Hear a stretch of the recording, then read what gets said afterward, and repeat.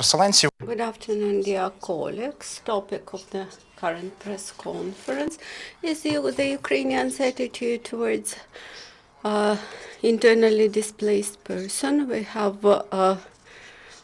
Mr. Pablo Mateu, head of the Refugee Agency in Ukraine, Vadym Chernysh, Minister for Temporary Occupied Territories, Natalia Harchenko, PhD in Social Sciences, and Marina Speaker, leading expert of the Commission. Mr. Pablo, the floor is yours.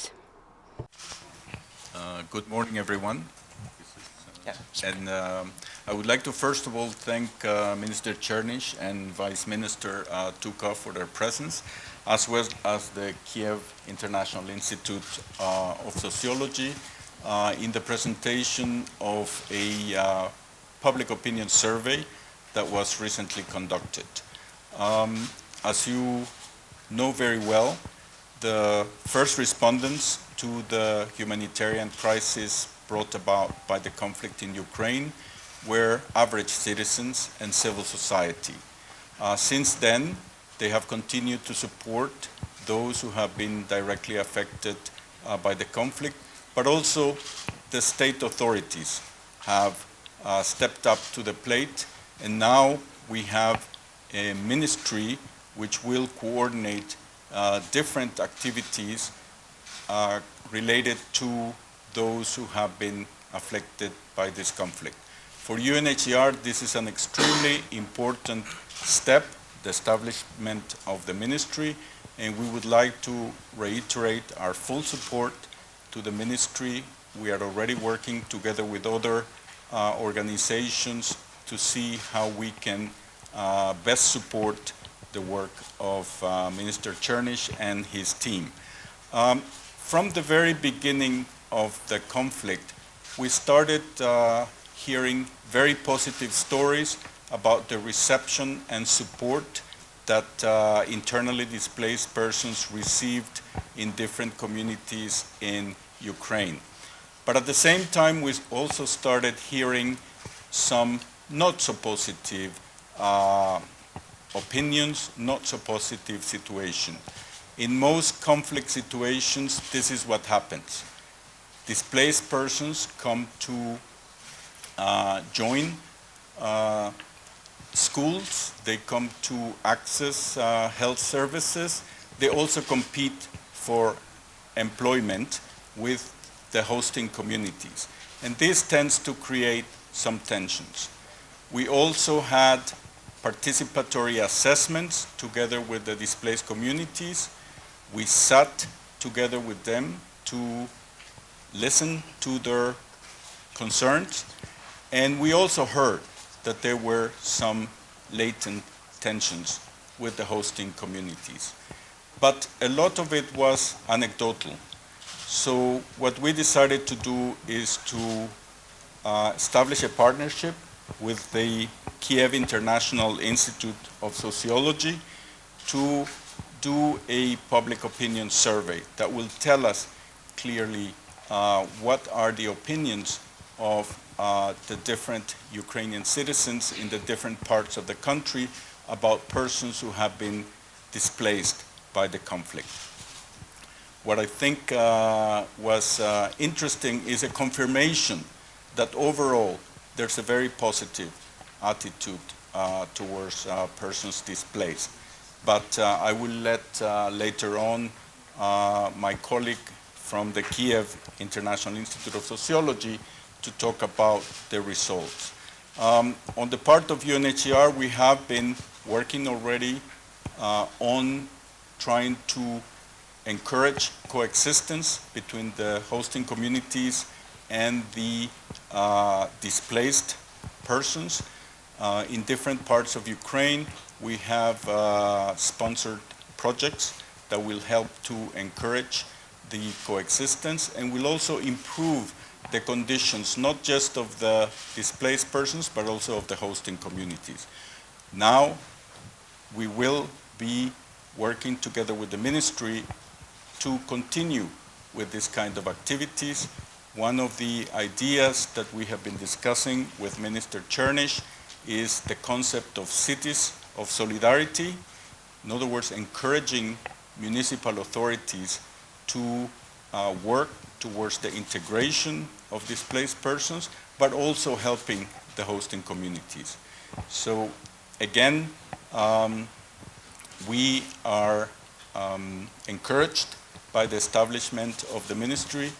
We confirm UNHCR support to the new ministry, and we hope that through our work we can contribute to finding a solution to the displacement in Ukraine.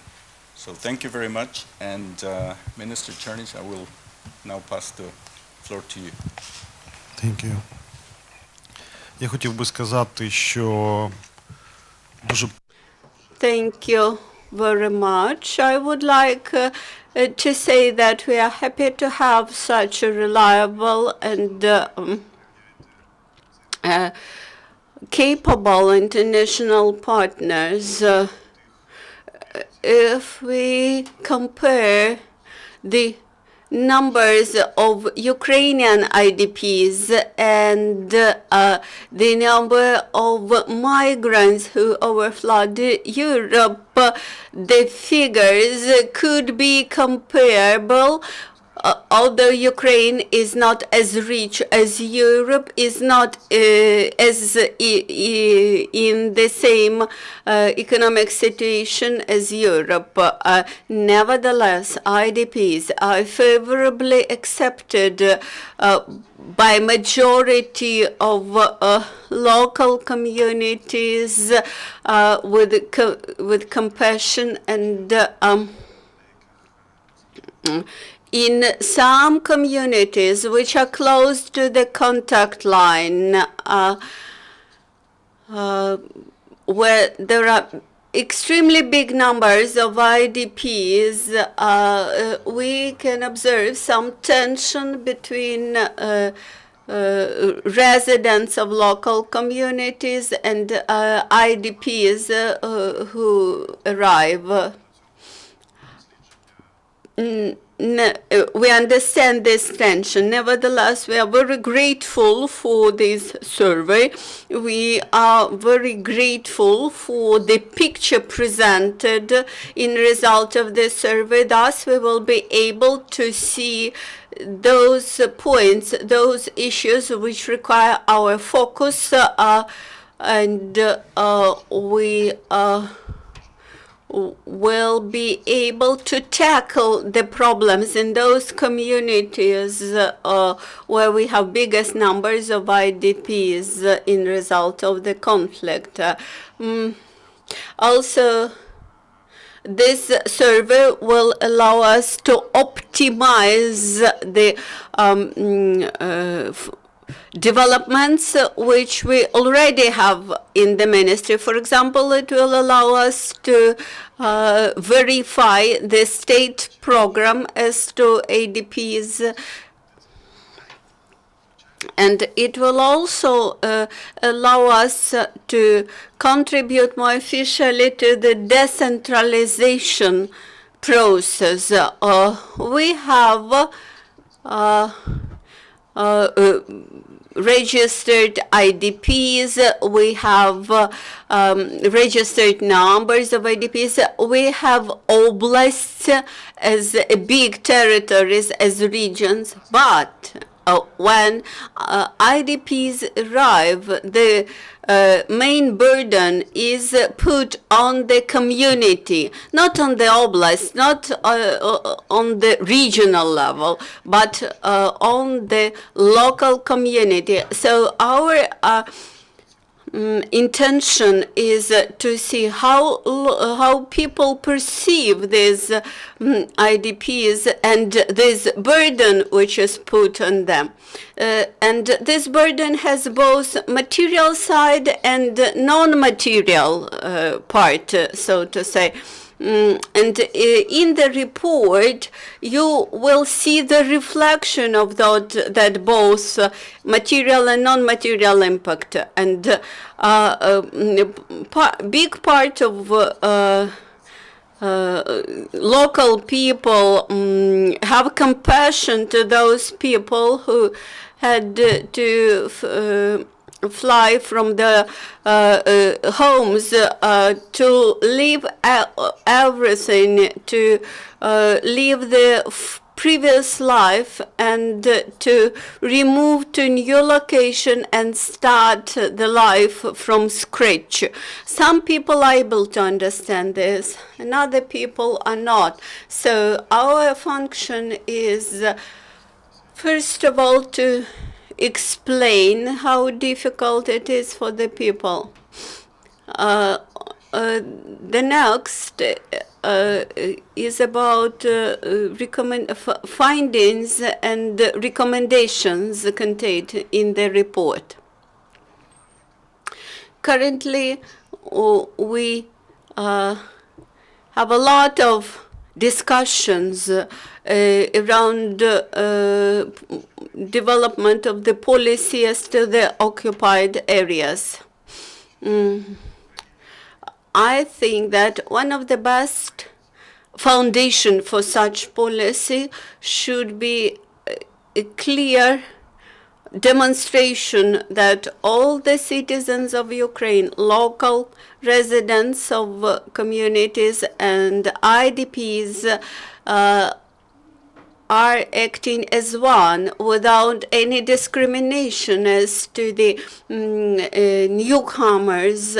This will be the best foundation for such policy, and this will be the best demonstration that we are able to we would be able to integrate the occupied territories back to Ukraine.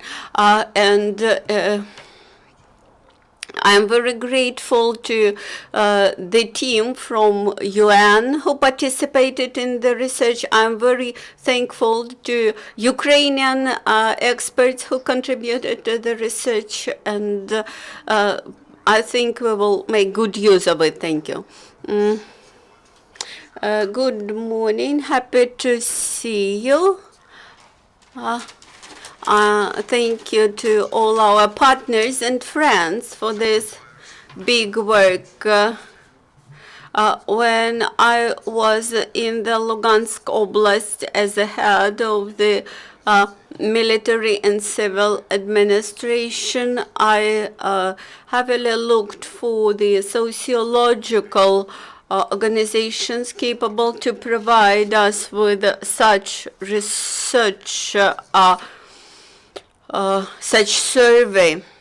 Why? Because I strongly felt the big gap between authorities and population. I understand that this may be the issue in relations between the authorities and people in any country. But here in Ukraine, this is my personal thought. I hope that some government officials agree with me that we should make this gap a bit smaller. We should know the perceptions, ideas, strivings of our people and take this their expectations into account when we plan for some infrastructural projects, some government support projects for the regions. At the end of my period in the office, I came to this conclusion and started to think in this direction. That's why I'm very grateful to KMIS, to Kyiv Institute of Sociology, and our international partners for this survey. I've started to review that report, and I I found very interesting and rather unexpected figures there. I believe that as mass media representatives, you might pay attention to the fact that the majority of Ukrainian population shape their attitude towards IDPs based on the ideas and views expressed in media. So you, as a media representative, should be fully aware about your responsibility in shaping the public opinion in this issue. What also positively surprised me was that more than 90% of Ukrainians have a positive attitude towards IDPs. Approximately equal percentage of Ukrainians believe that IDPs have you have equal rights with them without any discrimination. An interesting observation may be presented also by Kyiv colleagues, but I would like to point out to this. Okay, I will stop here and do not take bread from my colleagues. But I would like only note that this is a very important survey for the government officials and for civil servants. My personal point of view, which is based on my immediate experience of communication with friends and colleagues, does not belong to the mainstream, by the way. For me, it was an unexpected thing that I take, so to say, marginal position, and this was not so negative for me, but nevertheless, this convinced me that I have to keep in mind the point of view of other people which belong to the mainstream in opinion, and when implementing the state policy in this issue. I would add a couple of words. Recently, my friend called me and explained this situation as follows. You know, I have an apartment. I lease it because it is empty. I do not need it. And he asked me, there are IDPs who wish to rent this apartment, and he asked my advice whether it is safe to allow IDPs to rent this apartment, and this is an example of general perception. So I advised him to speak more openly and in more detail with those people, and he, after having heard about their troubles and hardships which they experienced in the occupied territories, he felt a lot of compassion and of course leased this apartment. In your report, I saw 45% of positive attitude and 45% of neutral attitude. I think that this is another step forward for us to engage those people who are neutral to IDPs, that they would be positive. And now Ms. Natalia Harchenko. Thank you very much. I'm happy to see so many people here. I am representing KMIS organization, which held this survey.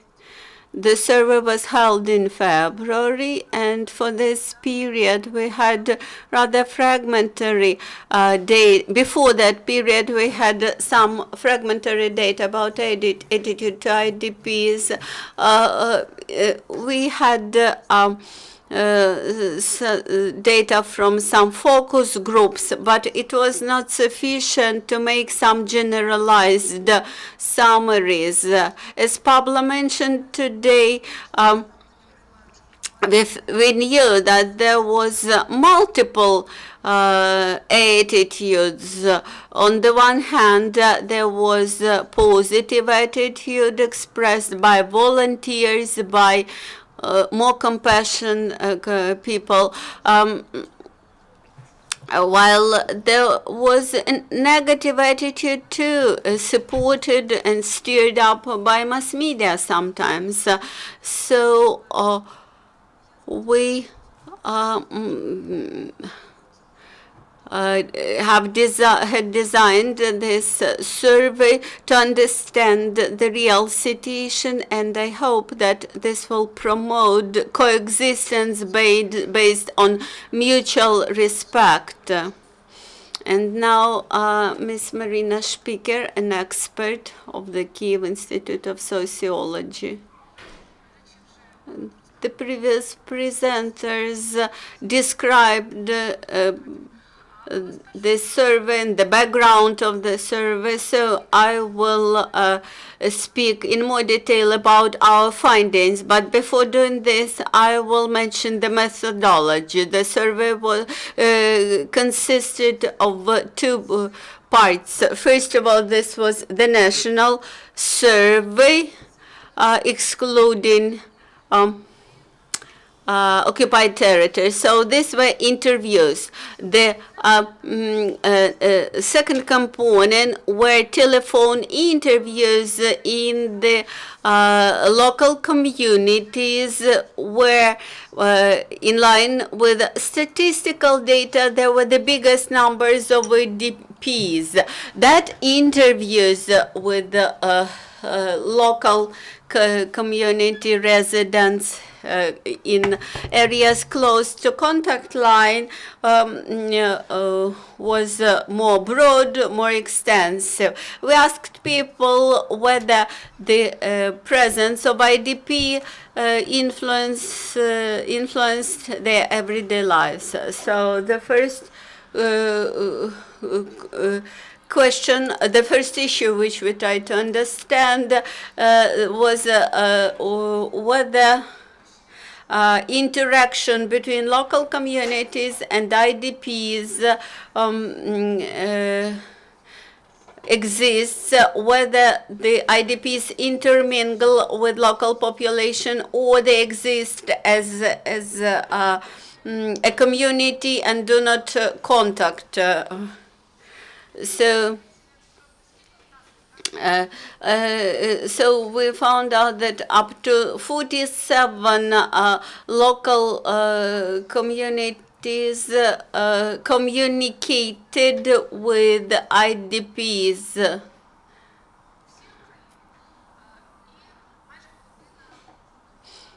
So 17% around entire Ukraine and 47% in the concentration points communicated with IDPs, 39% around Ukraine and 12% in the concentrated areas do not communicate with IDPs and do not contact with them.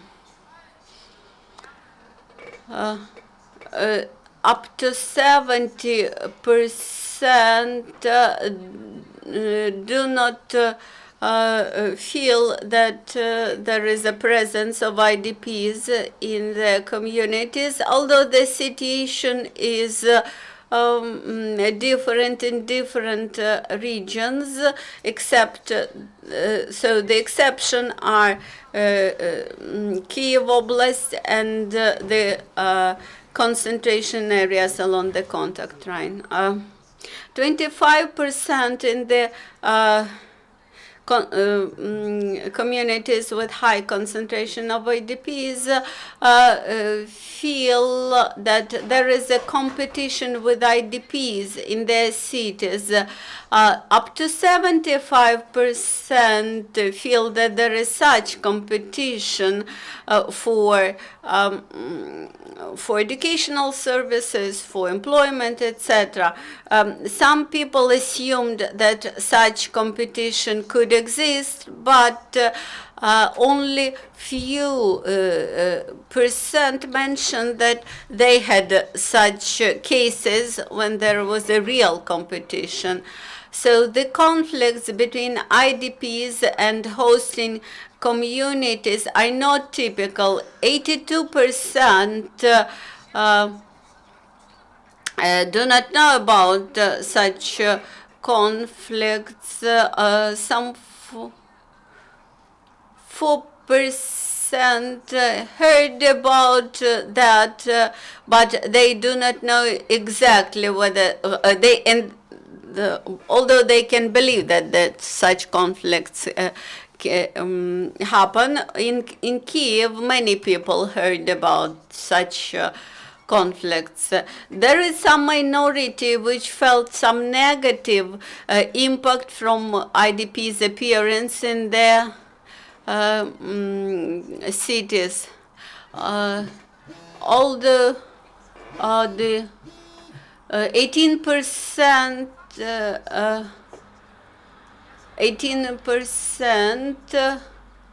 believe that the appearance of IDPs contributed to strengthening of the worsening of criminal situations, and another 11% believe that the social situation in their city get worse. As Mr. Tuka mentioned, that mass media contribute much to the public awareness. 65% throughout Ukraine and 63% in the places of concentration based their opinion on IDPs through the eyes of the media, and this is characteristic among the adults and among the region, in different regions, and those who have personal contacts with IDPs, they use media, mass media, when they form their attitude towards IDPs. So it is very important to cover these issues correctly in the media and to present information about IDPs. It's very important to highlight their problems and to form correct attitude. This is one of the most important components in order to integrate them into society. Secondly, the sources of information, such as personal contacts among people. People tell about their experiences, and other sources of information of minor importance. So the key issue, how do Ukrainians feel, what do they feel about IDPs? What is their attitude? So the majority, they have positive or neutral attitude towards IDPs, as Mr. Tuka said. 90% of Ukrainians believe that they have positive or neutral attitude. 43 positive, 47 neutral. In places of concentration, 58 and 60 and 34. They said that half of them had positive attitude towards IDPs. So good observation is that the attitude, so those who were surveyed, they believe that their attitude didn't change. So 83% said that their attitude towards IDPs didn't change. And 5% of Ukrainians, they improved their attitude, and 5 couldn't give the answer. On the whole, Ukrainians believe that IDPs have equal rights, and they are the citizens with all the rights, but they are vulnerable and they need support, and that they are not responsible for what happened to them, and at the same time they believe that they should serve in the army as other people do. Negative stereotypes. They are not widespread. We asked. We provided the list of different stereotypes, both negative and positive, about IDPs, and we asked whether these are characteristics of the majority or the minority of IDPs, and our conclusion is that the majority of people understand that negative instances such as aggression or some bad attitude to receiving communities or unemployment and other things, that this is a characteristic of separate individuals, not the whole community of IDPs. So this is felt especially in places of concentration of IDPs, where people can see real people, and in that way they can dismantle those negative stereotypes. So the results of previous research among IDPs,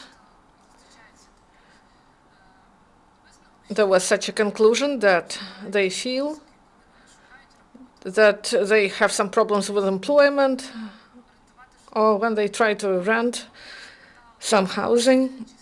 And we asked whether local population tend to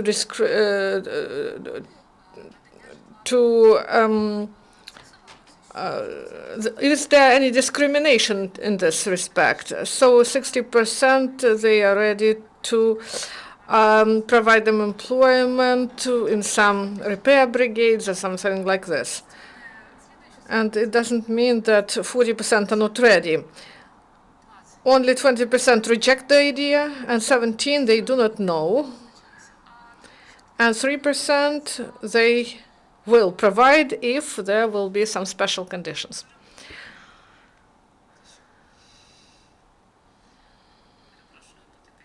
Sorry, there is some technical fault. So these results we got about the readiness of people to hire IDPs to take care of children, and about rent of housing. 55% are ready to hire them as childminders, and 23% are not ready, and half are ready to provide housing, and 26% are not ready. So there are some negative stereotypes, some other factors. The first reason is that they do not trust those people whom they don't know. People do not know, and they are not ready to cooperate with people whom they do not know. But if they have additional recommendations or they have personal contact, they can change their attitude. And lastly, is the situation the same throughout the country? So positive and neutral attitude towards IDPs prevail in all the regions. It is better in the east and not so good in the west, but we can spread this through all the regions, and there are some instances. Kyivans believe that IDPs are competitors. 31% of Kyivans believe that in their city, there is competition for employment with IDPs, and 29% believe that there is competition for housing. 29% believe that there is competition for the places in kindergartens and schools. And the interesting thing is that this competition is not higher than in other regions, but they feel this, they have this attitude that they have this competition. And Kyivans also believe that IDPs are the reason of deterioration of the criminal situation. That we understand that there is war in the country, and there is a circulation of illegal arms, and there are many reasons for deterioration of criminal situation. But 39% believe that, of Kyivans believe that the IDPs deteriorate the situation, and also others believe that social tension also rose because IDPs appear here. And in the West, there are some not so good attitude towards IDPs. Of course, they encounter them there, but there are persistent stereotypes. And you see from this graph that in the West, they do not support the idea that these people are not responsible for what happened in the country.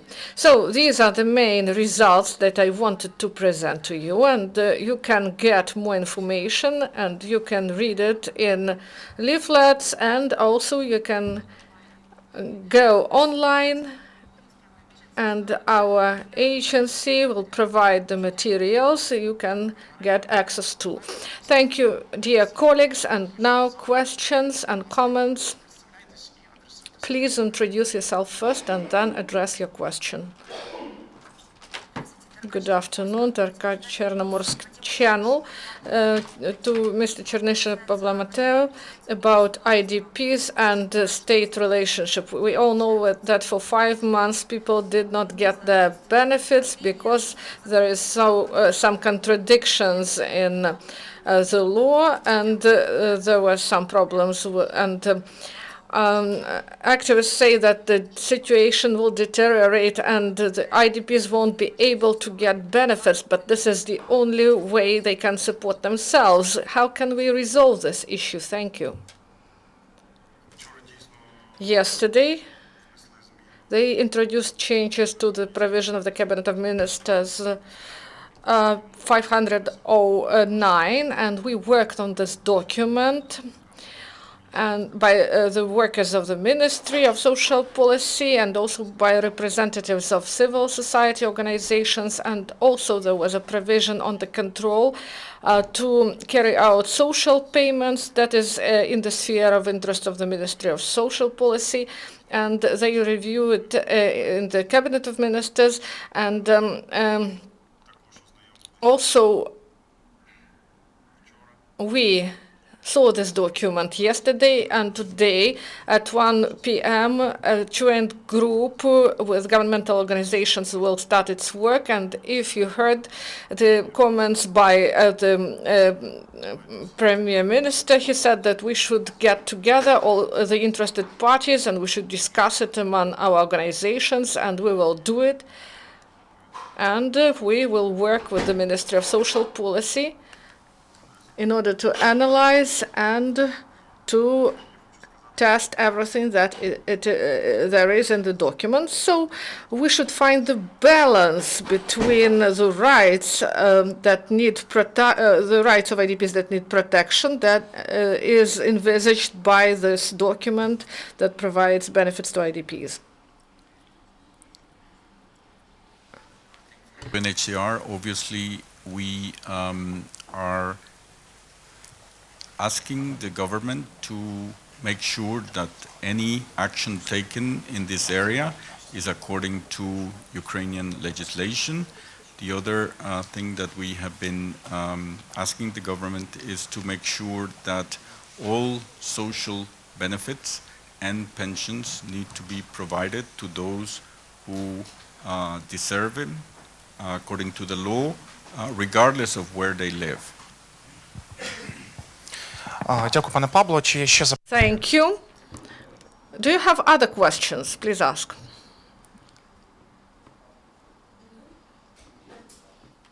Andrei Megel, consulting from Concours. So I work with IDPs through different programs. We analyze their business plans, and with the Ministry of Social Policy also we work together, but they didn't provide clear understanding of the situation. Former government said that they will return home, but the world experience showed that 75% they didn't return home. We have the Chernobyl experience, the experience of mass displacement of people. And we know that many people fled. So what is the assessment? This is the question of Mr. Tuka.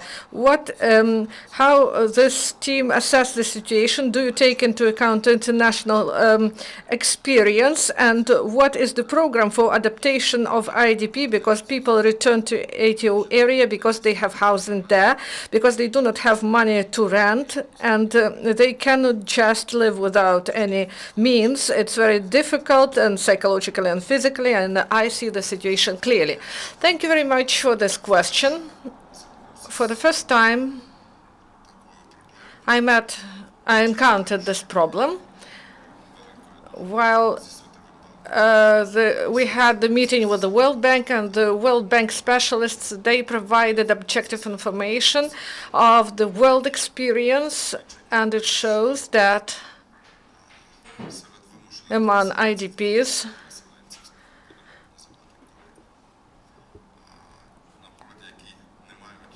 so people who do not have the opportunity to come home during 5 years, more than 80% never return. At the same time, the problem not just in the presence of these people. While being in Lugansk area, I understood that a lot of people who fled the occupied territories, these are not only elderly people who need pensions or social protection, but this is the group of entrepreneurs, different people. They are representatives of cultural sphere of education, and we all know that in modern society, intellectuals is the driving force that develops society. In such a way, we have a very bad situation. I know about the situation in Lugansk area. I know it better than Donetsk area. The majority of people who are able to develop territorial communities, they just fled the occupied territory. And if we don't provide a clear message about, we cannot speak about opportunities, but we want to do everything possible that these people had the opportunity to return to their homes. So after the territory will be freed, when there will be deoccupation, we as Ukraine, we could encounter demographic catastrophe in a region, and that is really dangerous. And I felt this at emotional level while communicating with people from Lugansk region. And the figures, the exact figures were provided by the specialists of the World Bank. And also, I was impressed and concerned that according to official data of the Ministry of Social Policy, the approximate number that were registered as IDPs that need help is 1,700,000 people. And in reality, in the territory of Ukraine, there are about 800,000 people. So this is according to analysis of our Western partners that provide such materials. So I'm very sorry to say this, but a lot of people, about 1 million of people, of our countrymen who wanted to go away from the territory, we just squeezed them out back. And I believe that this is unacceptable. I don't want to say this, but this is at the brink of short-sightedness from the side of state policy. And that should be corrected as soon as possible. And these changes, they should be made radically, not only in time, but also in quality. Because for 2.5 years, we already lost this 2.5 years from those 5 years of deadline. So it will be very difficult to integrate these people into community, and we will lose this human potential. In Lugansk area, most higher educational institutions and cultural institutions, they fled. Yes. That's why this problem is very acute. We know about it. And whether we'll be able to solve this problem, it will depend firstly upon us.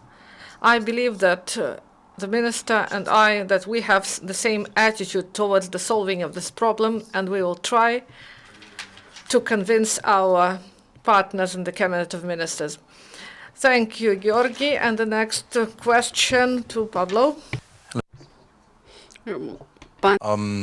Mateu, what is your recommendation towards the officials in this country when it comes to the desperate situation of the civilians living and families living on both sides of the contact line, especially in the Oblast Luhansk, when it comes to the situation at the only checkpoint that is there working, who is, as I heard today, again closed, and the question of opening more checkpoints so that families that are divided by this contact line, a little bit like a Berlin Wall situation after 1961. What is your recommendation to the government and other officials here?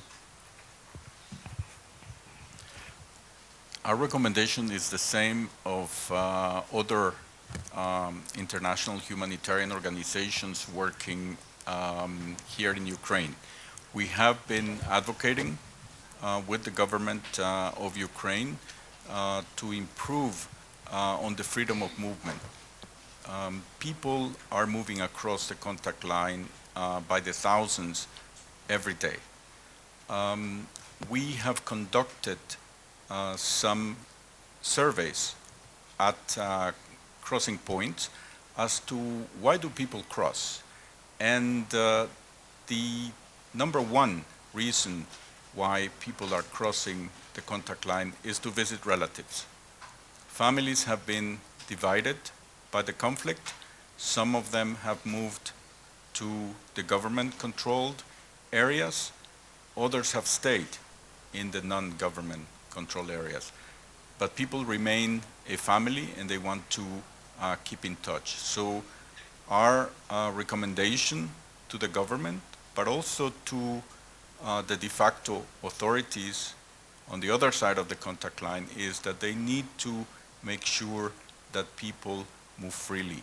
We have been also supporting, and when I say we, I'm not talking about UNHCR, I'm talking about the different members of the international community, but also some of the state authorities. Yesterday I was in Severodonetsk, where I met with the State Emergency Service. They have also been trying to improve the conditions at crossing points.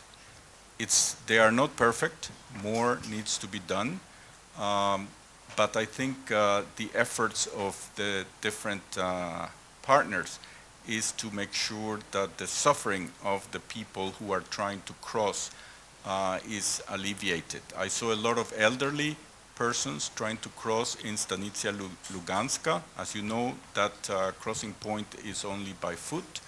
And people in wheelchairs. and that crossing point is not exactly an easy one. So there's quite a lot of people who have to stand in line for long hours, sometimes overnight in some of the crossing points because there's quite a lot of people crossing. And so on the one hand, our recommendation is to improve the freedom of movement, and on the other hand, to improve the conditions also at the crossing points. Дякую, пане Пабло. Наступне запитання, будь ласка, представляйтесь і лаконічно. Здравствуйте, меня Good afternoon. I'm Anastasia Pugach from Donbass TV. My question to Mr. Tuk about resolution number 637, which was publicized yesterday. It provides that an IDP have to inform the authorities about changing his place of residence and to re-register into the, and it provides about checks whether the IDPs really reside in those places where they are registered. What were the grounds for such solution? Thank you for the question. I won't focus attention currently on this resolution because the resolution was not passed. Actually, it was returned back for the review and better consideration because Minister Chernysh and me, we expressed our disagreement with some provisions of that resolution. On the other hand, there is the need to preserve or to keep some balance. In my personal experience, I met with people, even here in Kyiv, I met with people who can survive only with pension or with assistance of their children. And I recollect these people when I look at the luxury cars who belong to other IDPs and nevertheless then submit requests for the material support from the state, although they can afford a huge luxury car. So why should the state pay to them? This is such an unpopular wording as social fairness and social justice. Probably as a human being, you would agree with me that one thing is support from the state budget, those vulnerable old people, children, and another thing is to pay state money to those who can afford a lot of luxury things. But nevertheless, I believe that this resolution will be reviewed and corrected and passed after correction. I am a volunteer from the first Storm Company of IDAR Volunteer Battalion. Maybe you know that when IDAR liberated Shasya village, many IDPs returned back and later IDAR defended Shasya village. And then IDAR was deployed to another locations, and IDPs also moved from Shasya. So the question,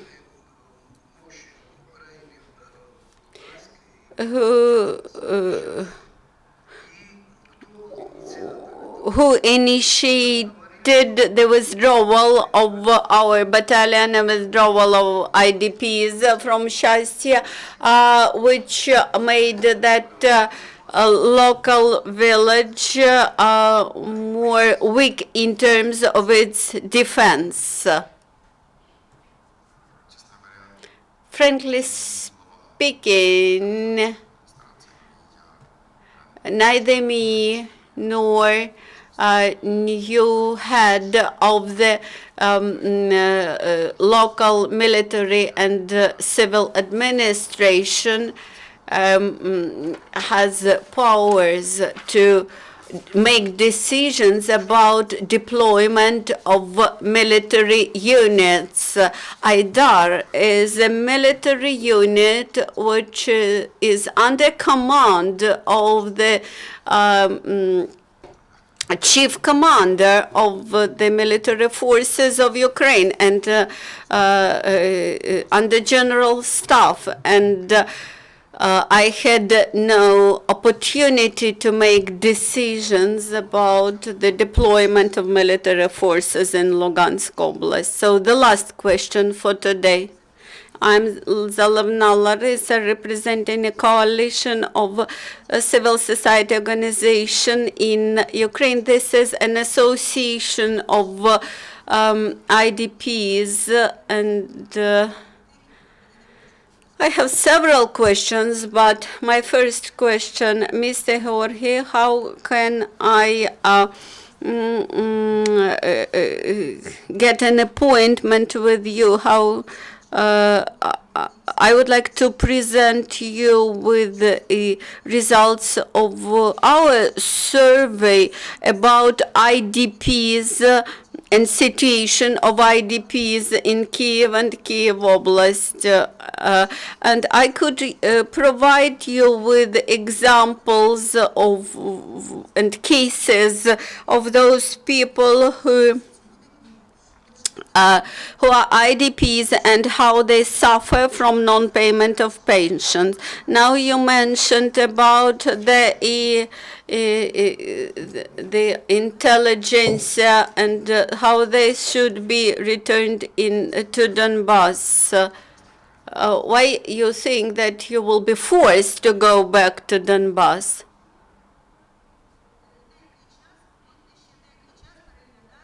So you promised that resolution number 509 will be reviewed.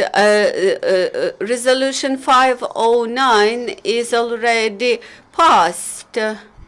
Why do you think that you will be forced to go to Donbass? It's madness to say this. We do everything possible to integrate people to the society where they now live, and you say that you will be forced. We deal with the integration of people into local communities where they live now. How can I get an appointment with you?